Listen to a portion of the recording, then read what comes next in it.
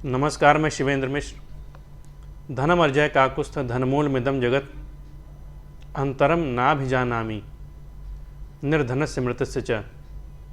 भगवान श्री राम लक्ष्मण जी को राजनीति का उपदेश देते हुए कह रहे हैं, धन की महिमा बताते हुए कह रहे हैं कि हे काकुस्थ, हे लक्ष्मण, धन का अर्जन करो, क्योंकि इस जगत का मूल धन ही है। यदि आप संसार धर्म में हैं तो इसका मूल धन है। और इसके पक्ष में भगवान श्री राम उदाहरण देते हुए कह रहे हैं कि निर्धनों में और मृतकों में कोई अंतर नहीं है, क्योंकि मृतक जो है वो तो मरा हुआ है ही। निर्धन भी प्रतिपल अपनी इच्छाओं को मारता है, निरंतर वो भी घुटता रहता है, मरता रहता है, तो वो भी मृतक के समान है। तो यदि भगवान श्री राम धन के संबंध में, धन के पक्ष में, धन की महिमा के संबंध में स्वयं भगवान वर्णन कर रहे हो, तो अब हमें इस संबंध में कुछ भी और कहने की आवश्यकता तो नहीं है।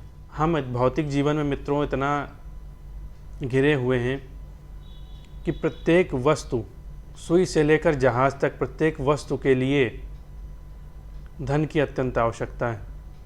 बिना धन के संसार धर्म चल ही नहीं सकता। प्रत्येक व्यक्ति जीवन में उन्नति करना चाहता है, अत्यधिक धन प्राप्त करना चाहता है। अपने प्रयासों से, अपने कर्म से धन कमाने की इच्छा प्रत्येक व्यक्ति में होती है, लेकिन प्रत्येक व्यक्ति उसमें सफलता प्राप्त नहीं कर पाता।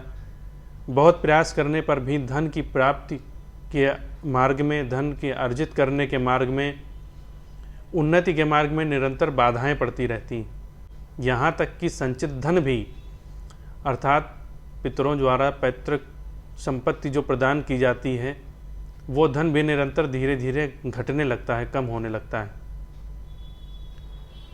तो इसके कारण क्या है मित्रों? इसका कारण ये है कि कुंडली में बने हुए जो दरिद्र योग हैं या दुष्योग हैं, दुर्योग हैं, ये व्यक्ति को कभी उन्नति करने नहीं देते। इन दरिद्र योगों में तमाम तरह के योग होते हैं, लेकिन आज हम बात करेंगे केमद्रुम योग की। जी हाँ मित्रों, ये वो योग है कि इसके संबंध में शास्त्रों में लिखा है कि यदि ये केमद्रुम योग किसी की कुंडली में पूर्णता से निर्माण हो गया हो, तो यदि वो राजा के कुल में भी उत्पन्न होता है तो वो भिक्षा मांगता है, वो दरिद्र होता है। समझ लीजिए कि इतना बड़ा दुर्योग है ये। अकेला एक दुर्योग, यह अकेला एक योग कुंडली में बने हुए तमाम धन योगों को नष्ट कर देता है। तो कुंडली में हमें निश्चित रूप से, अगर किसी के धन योग के संबंध में देख रहे हो या जानने का प्रयास कर रहे हो, तो ये अवश्य देख लेना चाहिए कि कुंडली में कहीं इस प्रकार के योग तो नहीं बने हुए, कहीं केमद्रुम योग तो नहीं बना। क्योंकि यदि केमद्रुम योग बना हुआ है तो कितने भी राजयोग बने हो या कितने भी धन योग बने हो, व्यक्ति को जीवन में दरिद्रता का सामना अवश्य करना पड़ता है, धनहीनता का सामना अवश्य करना पड़ता है।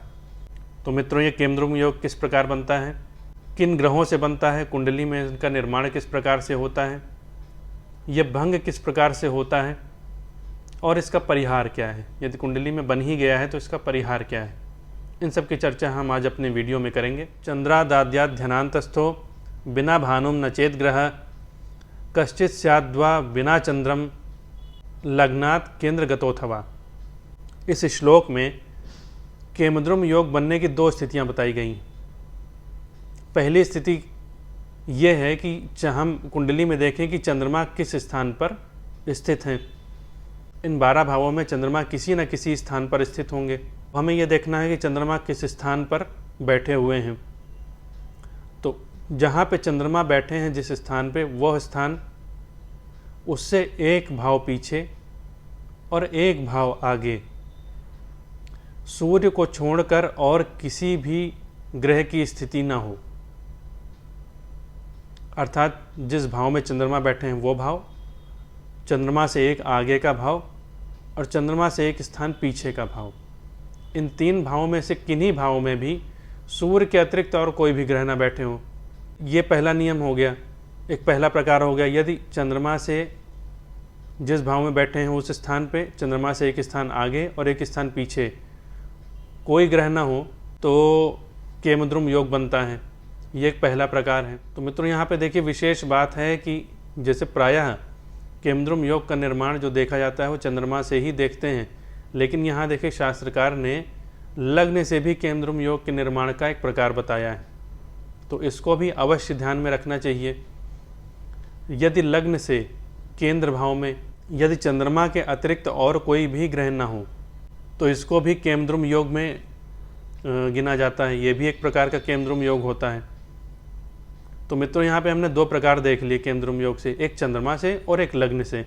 फिर से एक बार मैं आपको बता दूं कि चंद्रमा से जिस स्थान पर चंद्रमा बैठे हैं वो स्थान, चंद्रमा से एक स्थान आगे और एक स्थान पीछे यदि कोई ग्रह ना हो सूर्य के अतिरिक्त तो केंद्रुम योग का निर्माण होता है। इसी तरह लग्न से केंद्र में यानी लग्न भाव, चतुर्थ भाव, सप्तम भाव और दशम भाव, इन चार भावों में चंद्रमा के अतिरिक्त यदि कोई ग्रह न हो तो भी केंद्रुम योग का निर्माण होता है। अब इसमें यहाँ देखने योग्य बात यह है कि यदि चंद्रमा निर्बल हैं और साथ में लग्नेश भी निर्बल हैं तो यह केंद्रुम योग और प्रबल हो जाता है, क्योंकि यहाँ देखिए दो प्रकार हैं। तो एक प्रकार पहले वाले प्रकार में चंद्रमा प्रधान है, चंद्रमा को केंद्र में मान के गणना की जा रही, और दूसरे वाले प्रकार में लग्न को केंद्र में मान के गणना की जा रही है। तो यदि कुंडली में चंद्रमा भी निर्बल हैं और लग्नेश भी निर्बल हैं तो इस योग का पूर्ण प्रभाव जीवन पे देखने को मिलेगा।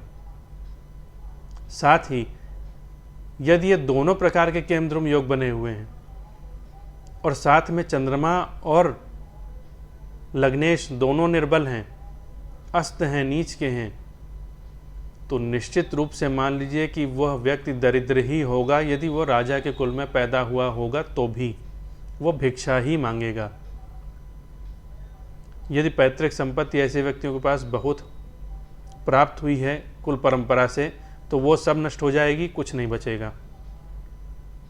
इतना खतरनाक ये दुर्योग होता है मित्रों। तो यदि यह दुर्योग कुंडली बन गया तो क्या होगा? व्यक्ति बुद्धि से हीन हो जाएगा, व्यक्ति विद्या से हीन हो जाएगा, उसे विद्या प्राप्त करने में कठिनाई होंगी, विद्या प्राप्त नहीं कर पाएगा। ये शिक्षा प्राप्ति के मार्ग में तमाम अड़चनें आएंगी। यदि उसे शिक्षा प्राप्त करने का मौका मिल भी गया तो उसकी बुद्धि उतना कार्य नहीं करेगी कि वो अच्छी प्रकार से शिक्षा ग्रहण कर पाए। अर्थात ऐसे व्यक्ति के जीवन में शिक्षा का कोई महत्व नहीं रह जाएगा। यदि वह शिक्षित है भी तो उस शिक्षा का उसे कोई लाभ नहीं मिलेगा, वह शिक्षा उसके लिए व्यर्थ सिद्ध होगी। साथ में धन से संबंधित तो ये बहुत खराब योग है।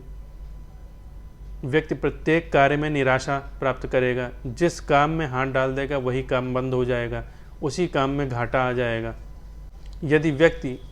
यदि ऐसे व्यक्ति किसी के साथ में पार्टनरशिप में भी काम करने लगें तो उसका भी बंटाधार हो जाएगा जो इनके साथ में जुड़ के काम करेगा। इतना खतरनाक, इतना प्रभावशाली योग होता है ये। तो धन से संबंधित तो किसी प्रकार के कोई भी उपाय कार्य नहीं करेंगे। साथ में उनके प्रत्येक कार्य में निरंतर बाधाएं आती रहती हैं। कोई भी शुभ कार्य करेंगे, कोई भी मांगलिक कार्य करेंगे तो उसमें बाधाएं पड़ेंगी, उसमें अपशगुन हो जाएंगे, वह कार्य पूर्ण नहीं हो पाएगा। तो इस केंद्रुम योग, और ये एक अकेला केंद्रुम योग ऐसा होता है कि कुंडली में बने हुए अन्य समस्त जो भी धन योग हैं उनको नष्ट कर देता है। तो यदि व्यक्ति यह सोचे कि अब हमारा राजयोग का समय आ रहा है, हमारे धन योग का समय आ रहा है, तो अब हमें बहुत धन प्राप्त होगा, तो इस केंद्रुम योग के प्रभाव से वह योग भी निष्फल हो जाएगा। उस योग में भी व्यक्ति को किसी प्रकार की कोई सहायता प्राप्त नहीं होगी, कोई लाभ नहीं मिलेगा। तो कुंडली में हमें इस प्रकार से निश्चित रूप से यह विचार कर लेना चाहिए धन योगों के संबंध में विचार करते समय कि कहीं कुंडली में इस प्रकार के केंद्रुम आदि नामक योग तो नहीं बने। यदि यह योग पूर्णता से घटित होता है तभी इसका प्रभाव है।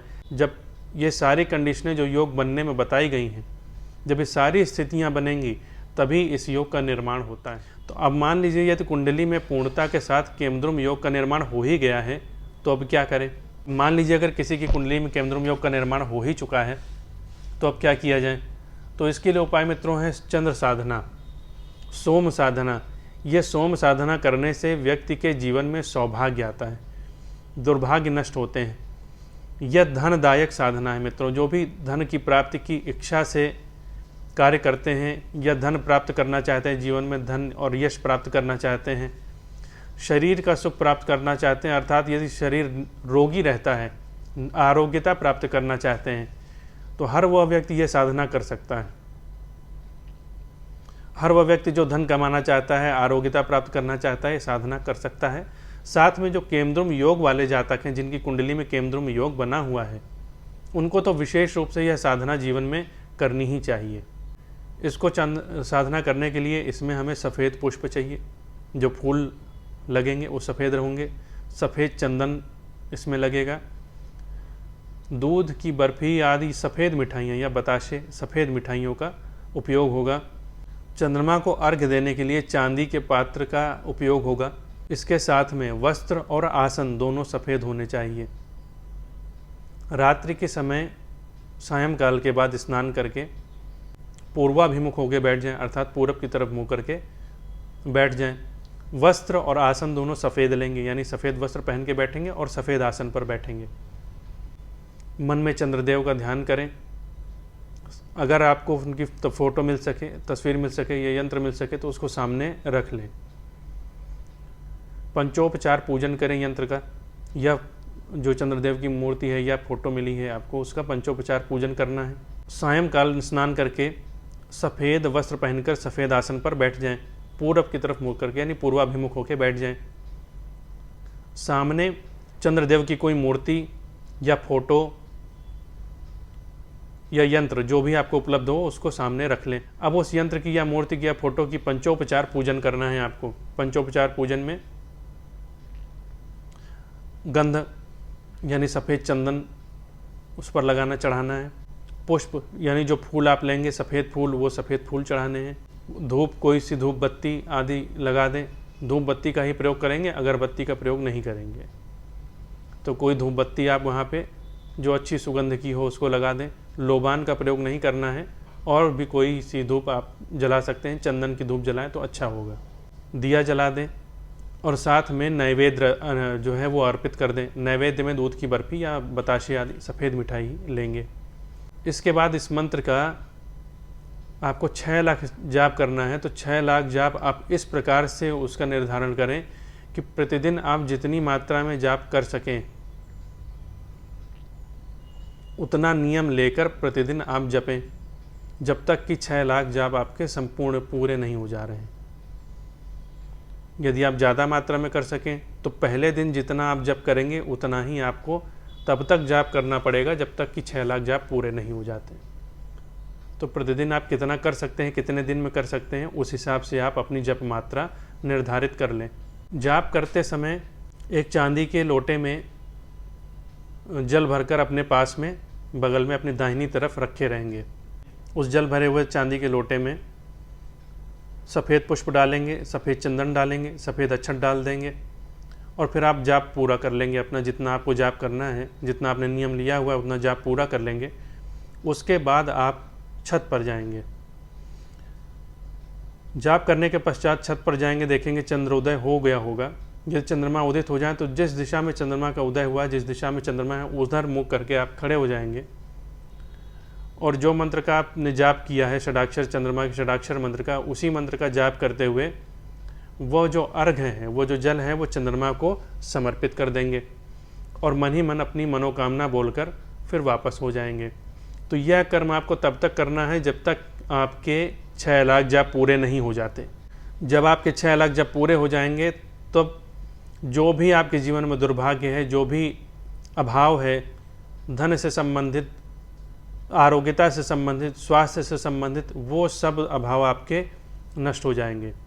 आपको धन की प्राप्ति होगी, जीवन में यश की प्राप्ति होगी। जिनका विवाह नहीं हो रहा है उनका विवाह भी सिद्ध हो जाएगा, उनका विवाह हो जाएगा। जिनका शरीर रोगी रहता है, निरंतर रोग बना रहता है, उनको आरोग्यता प्राप्त हो जाएगी। तो मित्रों, बहुत चमत्कारिक प्रयोग है, इसको करें। यदि स्वयं न कर सकते हो तो किन्हीं विद्वान ब्राह्मणों द्वारा मंत्र का जाप करवा लें।